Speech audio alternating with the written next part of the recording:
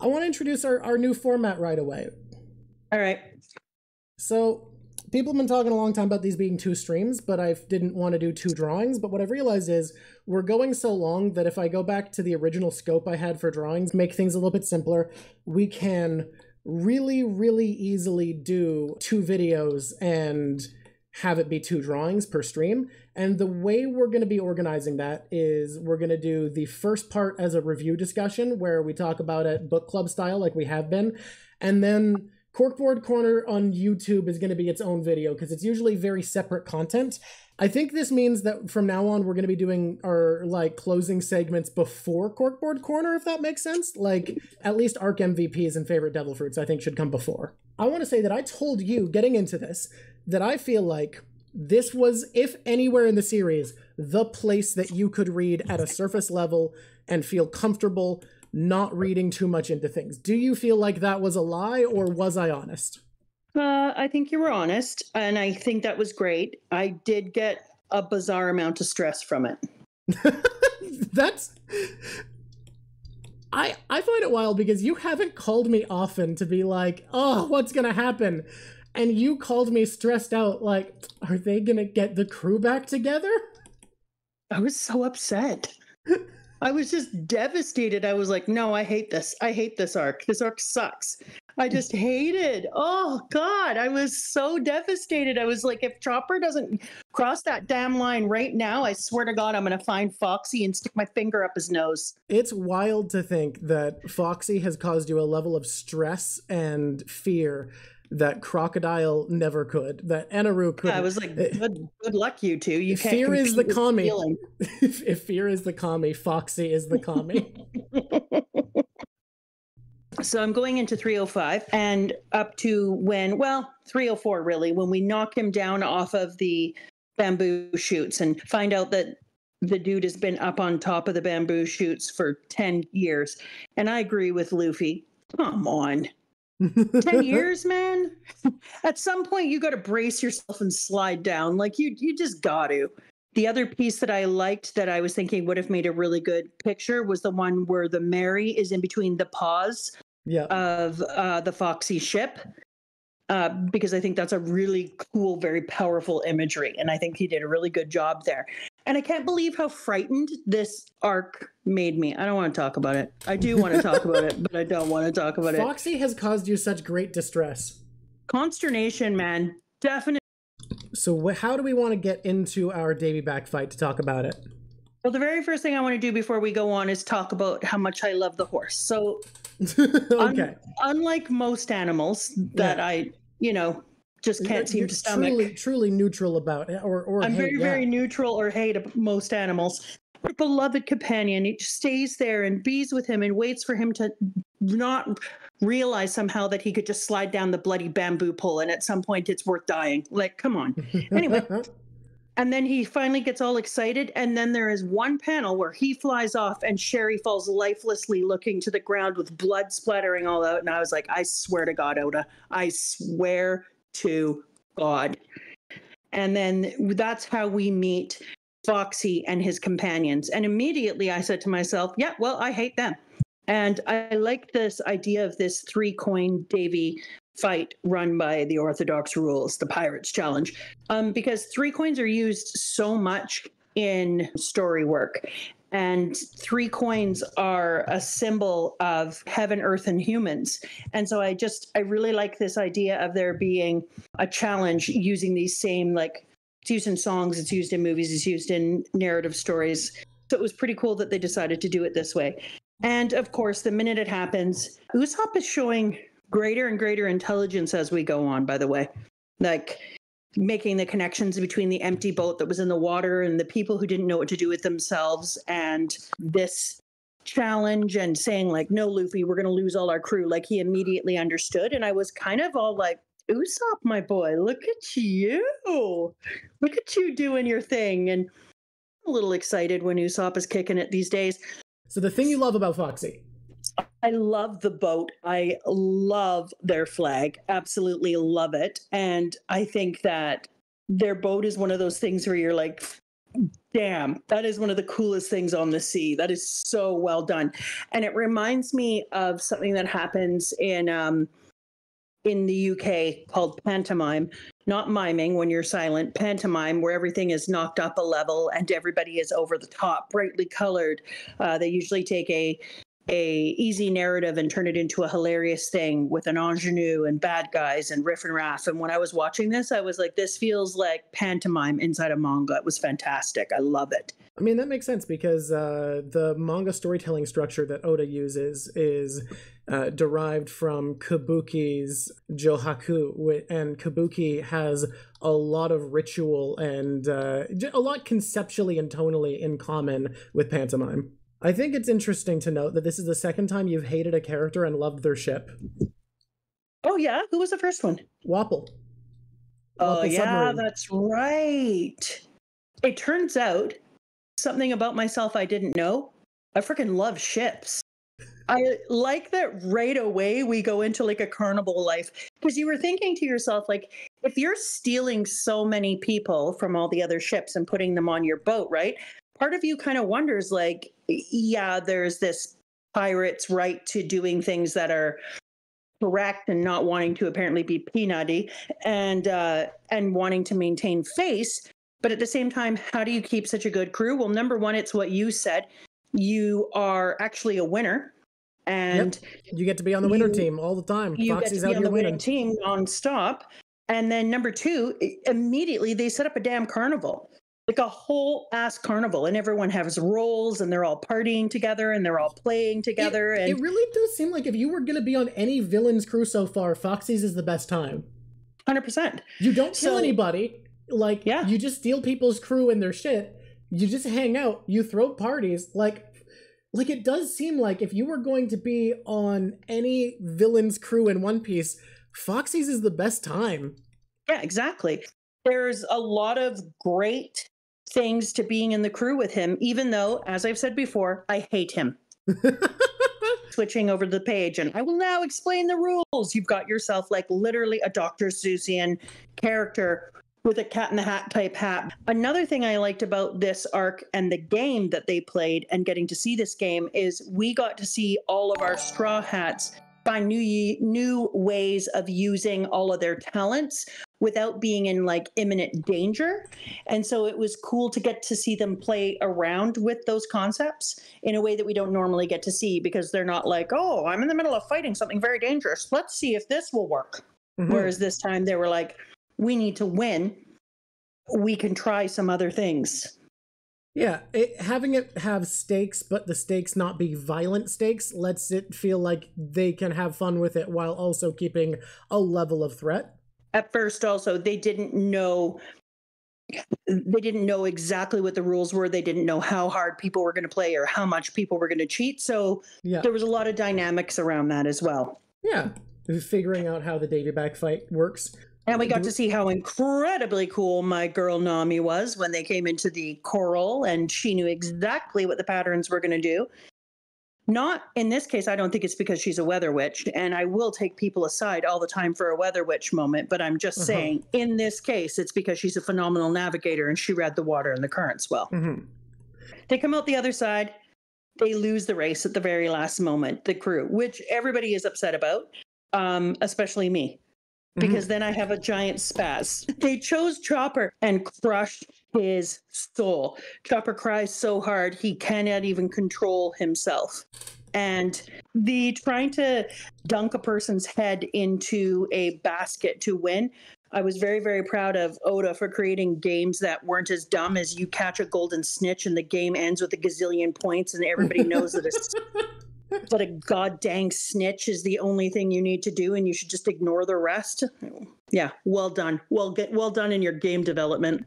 But this one was specifically amazing because Sanji is so pissed until Nami speaks off at the side and is like, that ball looks so good on you, Sanji. And Sanji, hey, Sanji, the ball looks great on you. I'll do it. I'm the ball man. This ball suits me.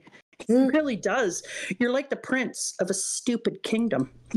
So this was a fantastic fight. The fight between these people with the half fishman, half giant, and then the Sanji and Zoro was fantastic because they fight so hard. And when people say they hate each other, I feel very disturbed by that because they're clearly brothers, and they are the kind of brothers that is so competitive, and they're different but similar, and all of their similarities and differences clash in just the right way.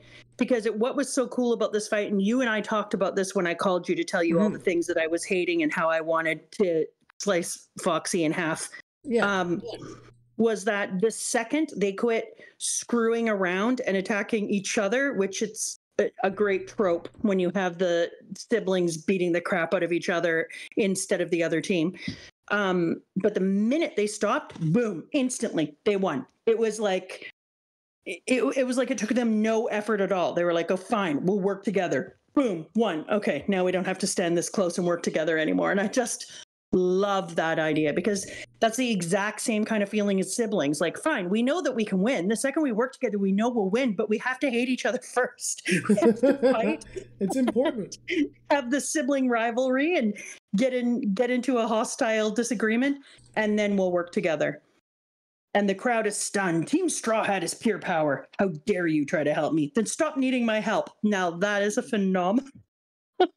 I might want that up on my board too. How dare you try to help me? Then stop needing my help. So good. We get Chopper back. Nami apparently tries to distance. Okay, so you didn't see what I thought you might see coming back.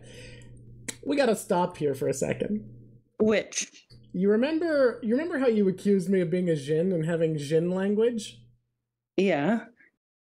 A YouTube commenter pointed something out very interesting. That you were very specific with the wording of your prediction.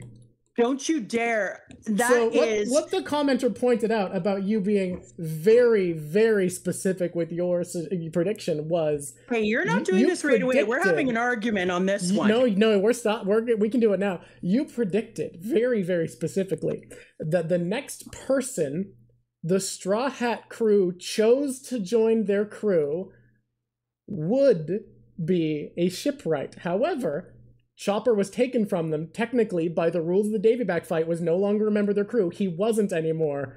And the Straw Hat crew unanimously chose to add Chopper to the crew. Okay, are you done now? I'm done. So, talking about a crew member who already belonged to you being, I don't know, taken by evil villains and put on their boat. Yeah. That isn't actually having somebody who was never a part of your crew. That person was already a crew member. That would be like, if your phrasing was what new person? Let me finish. You don't get to interrupt and try to win more by just overpowering me. If I had been taken and shoved into the jungle and then brought back, I'm still on your family. But your phrasing was pick. Your phrasing was so specific. It wasn't who joins. It was who the Straw Hats pick next. And they picked Chopper. Now, I looked at our previous video, and what I saw is I asked the question, what kind of person will join the Straw Hats next, is what I asked. Didn't I say I think they'll pick a shipwright? You said a shipwright is who will join next, to my question. But did I say pick a shipwright? You didn't say that at all. You said, I think they need a shipwright. You never reframed it. And the question I asked was very specifically, what kind of person will join the Straw Hats next? You cheeky bugger. I don't even think we need a poll. I don't even think we need a poll if that counts. I'm going to agree with you.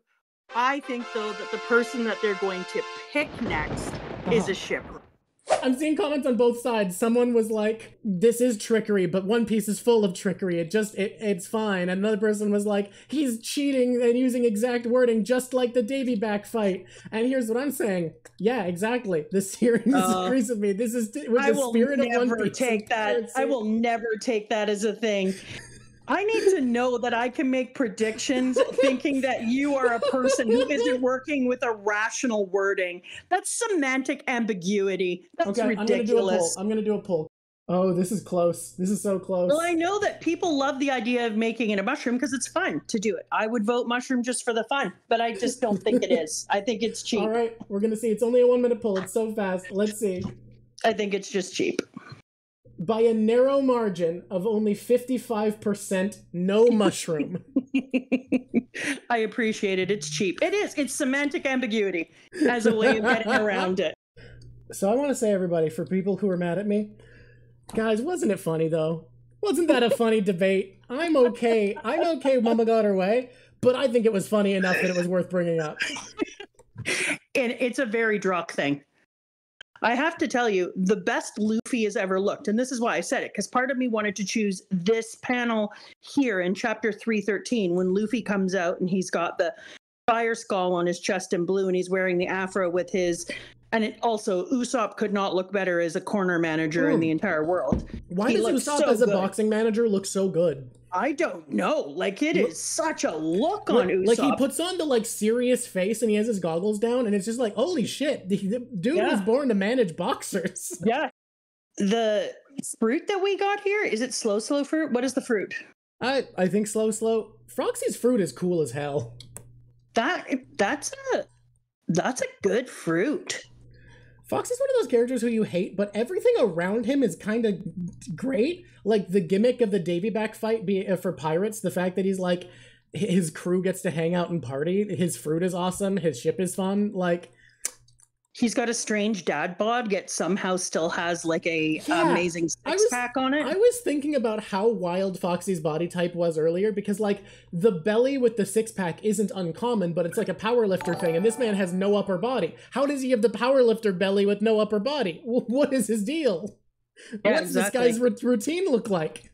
I adored the fight on the ship. I thought, first of all, getting to see the ship and getting to see inside of it and moving throughout it, and finding all the secret rooms and the interesting things and the costumes. And it was just so cool. It was so next level. It was almost like we were getting to see a play. So it really was. I go back to that idea, and it makes sense, the idea of both kabuki and a pantomime, because this was theatrical.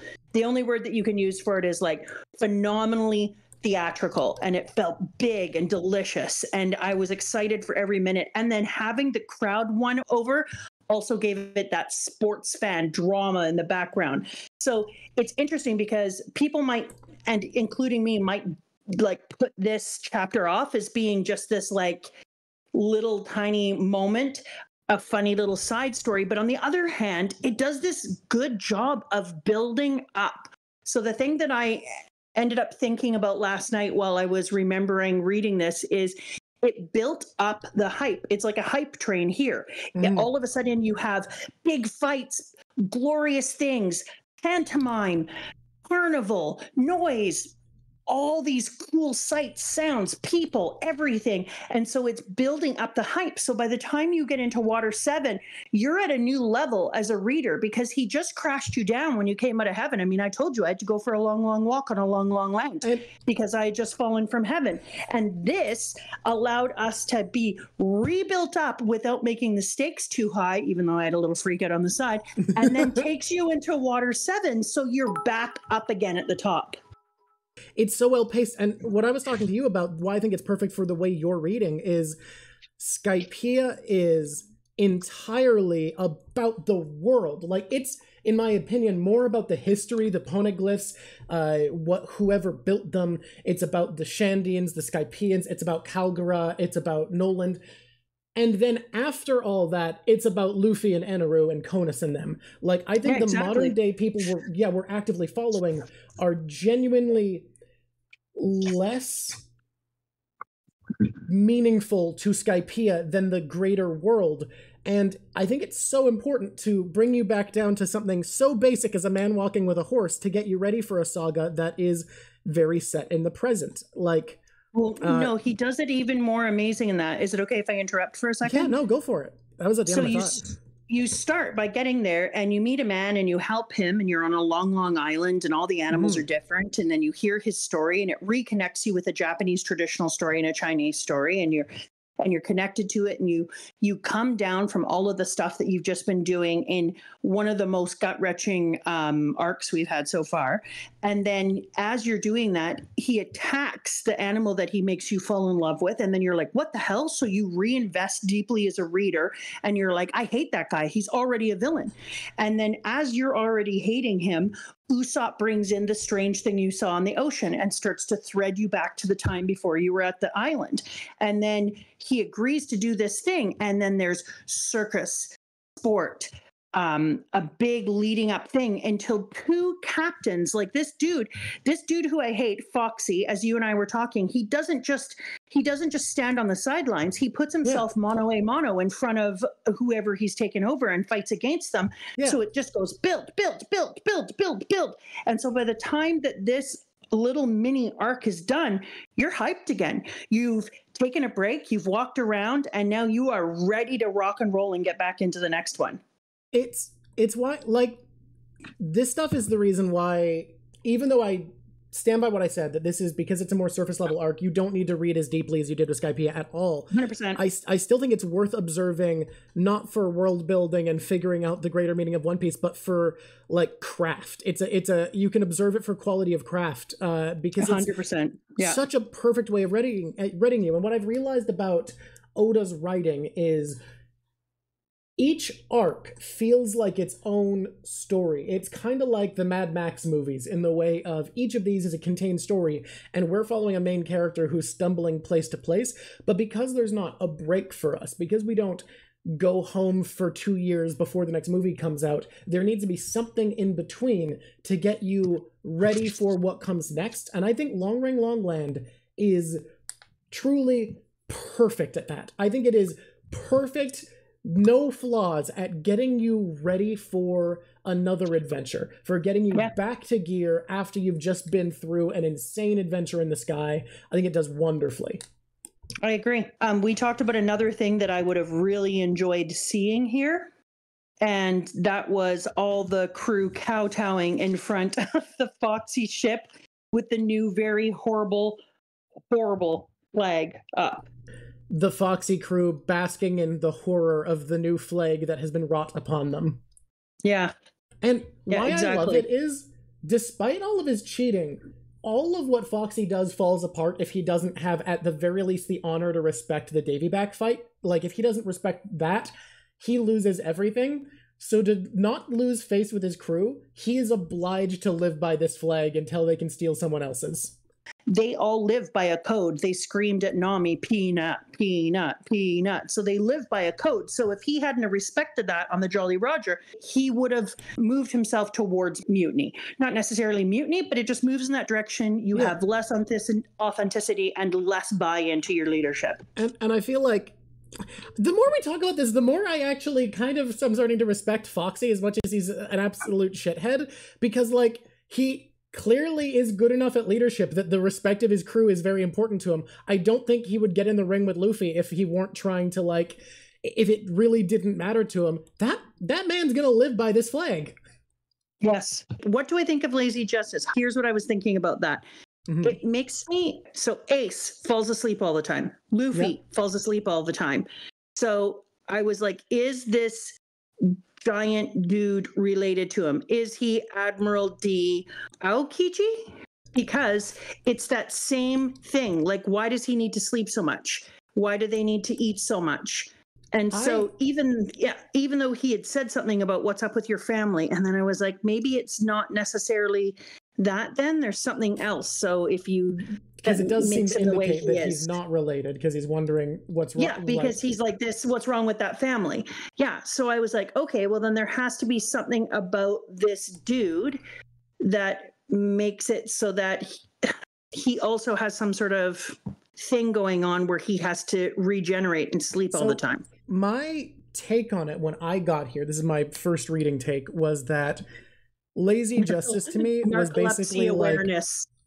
Was basically an idea that a world is good if justice doesn't need to do much, so you should endeavor as a keeper of justice to be lazy, because you should want a world where you don't need to do a lot. Yeah, I would agree. Okay. That was my read on it at first, but it feels weird to call that lazy justice, but that was the philosophy that made sense to me. And so we know that we're going to have Kizaru, Aokiji, and Akainu. And is it Akainu? Yes. I've heard people pronounce it Akainu, and that got stuck in my head, but I'm pretty sure that was wrong, and I was wrong to have listened to the person that said it was right. You're an admiral. Just how high up is that? And then she says, even at Navy headquarters, there's only 3 who hold the rank of admiral. It is Akainu. I'm not wrong? Okay. I said it that way for so long, and then I got corrected by someone, so I was like, I guess I've been saying it wrong? Okay, Akainu. I'm going to keep saying it that way. Okay. Fuck yeah. So I wonder if Akainu is even worse to Robin, because he chose, even though we're with Aokiji right now, he could have put his name over Robin's face and had the look she gives, but instead he chose Akainu. So I wonder if there's even more mad beef between Akainu and her. Makes sense. What I really enjoy is he explained how he was going to help this old man, which felt a lot more like actually Navy work instead of this like pretending and not doing things. So I'm going to put that thing. I think it's good to see Marines who actually do help people instead of just the ones who abuse their power or only want to hunt pirates. Because interestingly, we keep talking about how in any sector there could be good people and bad people, but the Marines over and over and over again keep proving themselves to be not awesome. I love his power. His devil fruit, chili fruit is so cool. Yep, the ice logia. Control, create, and become ice.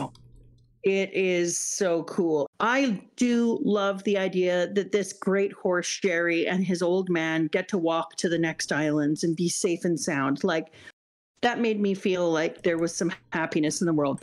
But here's what made me really like this part. What's the matter, Luffy? You're sweating. No, nothing. I owed a debt to your grandpa a long time ago. I came here to get a glimpse of Nico Robin and you. So we already know about Gramps. So he mentions Gramps, which is a problem because for me, I would be making all sorts of I would be making all sorts of predictions now. And so I would be theorizing about that. But instead, I already know. But then he says, but I changed my mind. Maybe you guys had better die now. Robin. Immediately, he freezes Robin. And I was like, Robin, you're really taking it. There's a tendency in action series to not hurt women because it's more visceral and brutal. So you only cause physical damage to your male characters and leave women untouched. Oda did not get that lesson and is wanting to hurt Robin. Yeah, so he really is enjoying that. And the way that Luffy saves her, such great quick reaction, pulls her down, takes her to safety. Nami just takes out her weapon immediately, starts attacking. Phenomenal. Well done, Nami. I was so proud of the crew. They all came together immediately. And then even though Luffy was partly frozen, he's like, let's settle this between you and me. Let's move on to the rest of this fight where, well, fight's a strong word. Luffy saves Robin and orders the crew to run. Luffy also gets frozen. And this was interesting because he says, let's settle this between you and me. And then he realizes that Luffy is better than he thought as a human being, because he sits there for a minute and he scratches his head and he's kind of pondering like, I don't know what to do about this. And then he says, I agree to a one-on fight. So that means if I win, that's it. Isn't that so? If I lay a hand on the other, I'll be breaking my word. Right, Captain? And so he has this whole thing. Or did you really think you could beat me? And he stands there for a minute thinking about it and staring at him. I'll just say this. You all will undoubtedly find that woman to be more than you can handle. Nico Robin was born with a brutal personality. You will not be able to change that. And then he was just about to crush him. And he just decides, you took care of Crocodile. Now we're even. And never mind about smoke or silly message. I'll see you later. So that was absolutely a wicked ending to this, because we would have getting to see this side of him. We got to see a justice actually in action, a lazy justice, but a justice actually in action. Seeing an admiral with, they're bringing up their own brand of justice is terrifying. Like this is one of the strongest dudes in the series. This is the head of the Marines' power. Exactly. He actually has a form of justice in him, whereas before, for a lot of them, I didn't feel the sense of justice, but you could really see how strong he was and how terrifying he was. Wait, chat, counter, and let's do it again. I forget sometimes, but we should do it. Give us the count in, chat. Count in the plug. There we beautiful. 5, 3, 5, 29, 3. And a 1. Hi there, YouTube.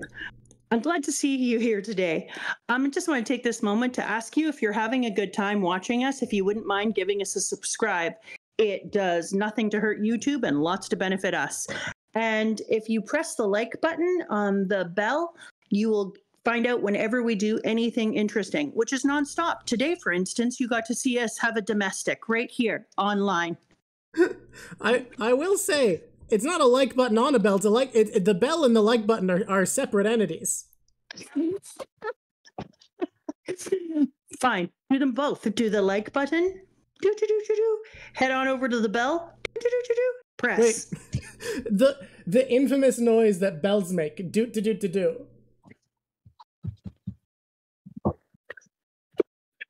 That's one of the best bell noises you've ever heard. You know it. Yeah. And oh yeah, don't forget, if we get 50,000 subscribers, then Drock is going to dress up like Pineapple Man, who I have not met yet, but I'm supposing he looks like Drock, but more pineapple-y. And then if he looks like a pineapple, we are going to, and by we, I mean me, hire a photographer and get pictures taken for our family, and that will be the one that we will put up. Okay, let's do our top fruits, devil fruits. Yeah, we've added 2 more to the list. Did they take any spots? The fruit that lets you control, become, and turn into ice, and the one that lets you shoot slow beams. I've decided, after some thinking, that I do not love the lightning one the most. Really? It's dropping down. Is it still in the top 5?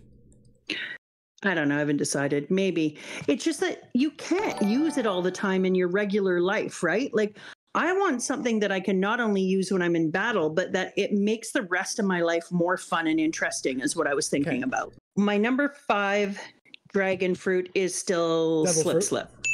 Number 5 is still Slip. Slip's great. I love it. I love things not being able to harm me, and I also love the idea of getting to school really fast by slipping across the lake and then over to my school. Where you live, you are not going to be slipping is still going to be worse than driving to get to work. Don't be ridiculous. I have a lake in the middle of me. I'll use it. Sure, you can say it. My number 4 is going to be, what was my number 4 last time? It's been so long since I've had to change them that I'm just going to do this. I'm going to put what I want today. I think Smoke was 4, if I'm not misremembering. I was just about to say Smoke. So there you go. Smoke is still 4. Plume. Yep, it's Plume. And then my number 3 is going to be in my devil fruit world. God, I don't know why, but what popped in my head after we said Smoke was smoke 'em if you got 'em. My number 3 is going to be, you know what my number 1 is today? Okay. It's Gum Gum. You're back to poisoning your daughter. Understood. Yeah. And my number 2 is Nico Robbins. It's such a good fruit. It is such a good fruit. At this point of the series, it's my number 1, 100%. And then my number 3 is Slow. It's the Slow. Slow fruit's pretty good. I don't think I'd put it in my 5, but I respect it. It's a good fruit. Today it's Slow. I'm going to see how I feel about that. And my characters today. So I'm just going to tell you this. I had a message sent to me. I wish I could remember who it was and if it was you, and it was about the Brazilian soccer, and I'll tell them about it. Thank you for doing that, Timo. So somebody inside of our book talk said that there was a player that got player of the game every single freaking time. Yeah. And it became ridiculous, and it didn't let any other players shine. And it meant that if they didn't mention him, they felt like they weren't talking about how great he was. So then eventually they decided to do player of the game besides him. And so we've decided in consultation that that's kind of what I want to do here, because Luffy is in the top 5 every time, because it's one of the few protagonists I've ever read who is It's the Argentina you're talking about. Messi. Yeah, thank you, Germix. It was Messi. And so it was player of the game other than Messi. And so because of that, we've decided that we're going to have top 5 other than Luffy, because Luffy, you can just all of assume, is on God tier. He's in his own. He's like the way I feel about Mihawk as far as drip goes. So Luffy is in his own tier, just waiting to find out who's top 5 on the other side, who can come join him for special winners dinner every day. Okay. All right. This is the Luffy's top 5 presented by Luffy. Exactly. Number 0, Luffy, then everyone else. In this one, who did I enjoy the most? Who was the most interesting? I think in this one, I'm going to go number 3. Number 3. Interesting. I play a little guessing game in my head where I try to think about what number is she going to say first. And what did you think it was going to be? It had been 4 twice in a row, so I thought 4, but nope, I was wrong. Okay. Number 3 is Sanji Zoro combo. A Sanji Zoro combo. They are sharing the number 3 spot. Because of their cool fight together. All right, that's fair. They earned that enjoyment level only from their fight, and that's why they get to hang out together. They're sitting in the number 3 spot in their no fighting shirt. And it's number 3 are the ball heads. And then they're sharing the podium and they hate it. They do. And I put them very close together. 4?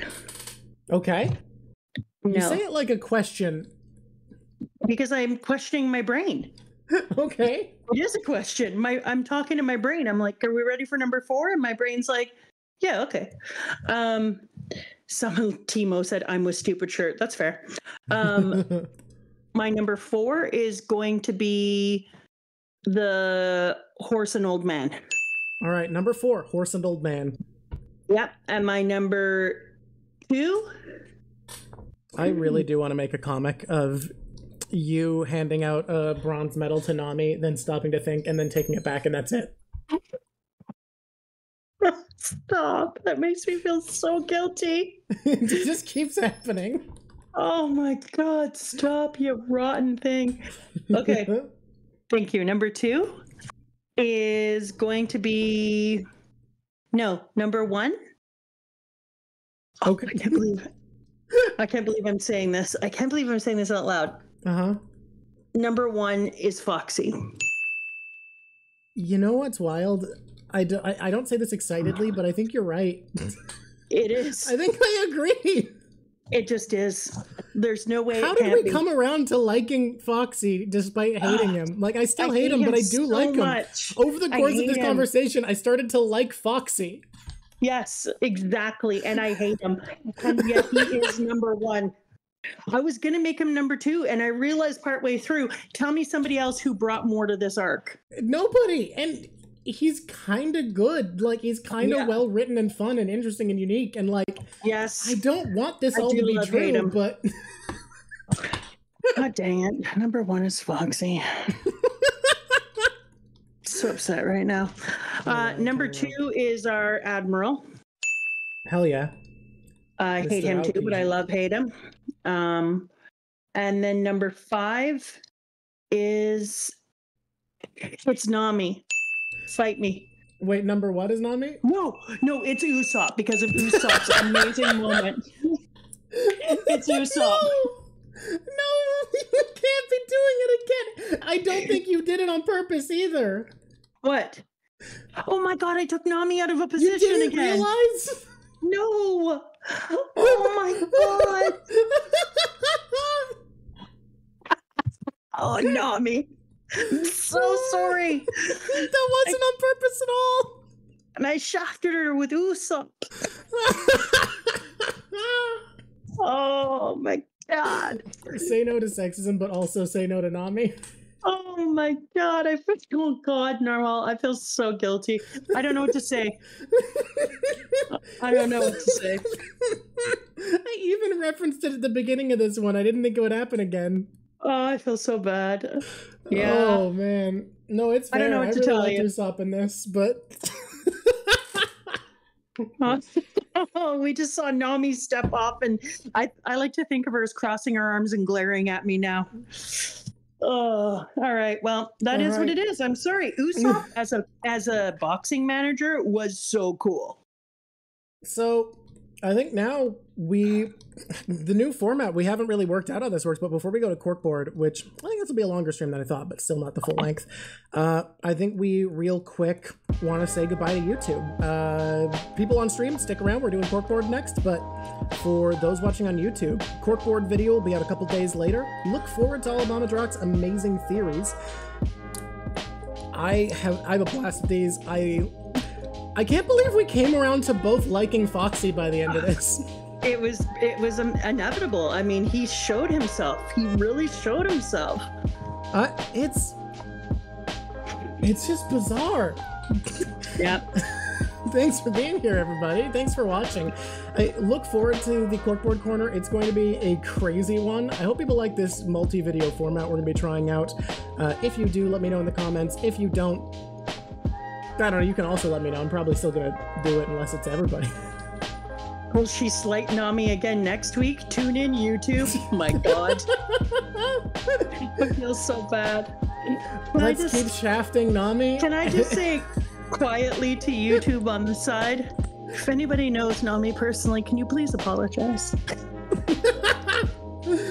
I can't believe I did that to poor Nami. For being painted and being such a quick thing, I really like how this one turned out. I like it. I really do too. Can you really not believe it when you've done it like, I think this is the 4th or 5th time? And I thought like, yeah, I don't do it that often. It's fine. She's fine. She likes her. No, she's sad now. Oh, brutal. You know what? One day I'm going to have to go as Nami for Halloween and make up for it.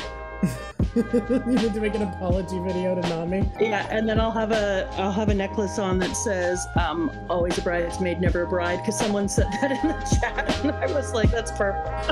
And until next time, it's been lovely talking to you.